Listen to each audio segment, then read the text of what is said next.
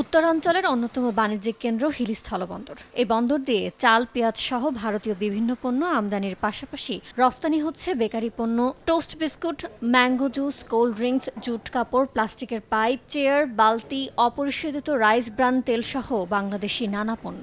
ব্যবসায়ীদের হিসেবে যা বাড়ছে দিন দিন। অতীতে নেয় আমাদের বর্তমানে এক্সপোর্টের পরিমাণটা অনেক বেড়ে গেছে। বাংলাদেশ থেকে বিভিন্ন ধরনের পণ্য ভারতে রপ্তানি হচ্ছে। এখান দিয়ে আমরা মালামাল আনলোড করে তাড়াতাড়ি আসতেও পারি। কাস্টমস তথ্য গেল 2024-25 অর্থ বছরে হিলি স্থলবন্দর দিয়ে 1,47,00,000 মার্কিন ডলারের 13,020 মেট্রিক টন বিভিন্ন পণ্য রফতানি হয়েছে।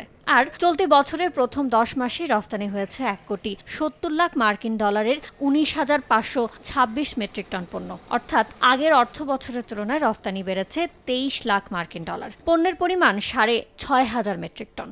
বর্তমানে হিলি দিয়ে বিভিন্ন ধরনের বেকারি আইটেম যেমন বিস্কিট, ড্রাই কেক, টোস্ট, এছাড়া বিভিন্ন ড্রিঙ্কস, এছাড়া fatty acid, household item, plastic household item যেগুলো আছে, ফ্যাটি অ্যাসিড আছে, এই ধরনের বিভিন্ন রকম পণ্য রপ্তানি হচ্ছে। ব্যবসায়ীদের দাবি, ভারতে বাংলাদেশি কৃষিজাত পণ্যের ভালো চাহিদা রয়েছে। সীমান্তের ওপারে উদ্ভিদ সঙ্গ নিরোধ সহ প্রয়োজনীয় সরকারি দফতর না থাকায় এই সম্ভাবনাকে কাজে লাগানো যাচ্ছে না। তাদের ইনফ্রাস্ট্রাকচারটা সেইভাবে ডেভেলপমেন্ট হয়নি।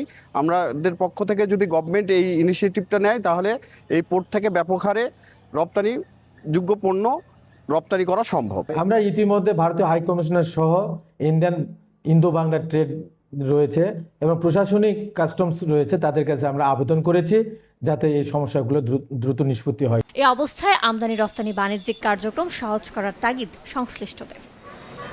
সময় সংবাদ, হিলি।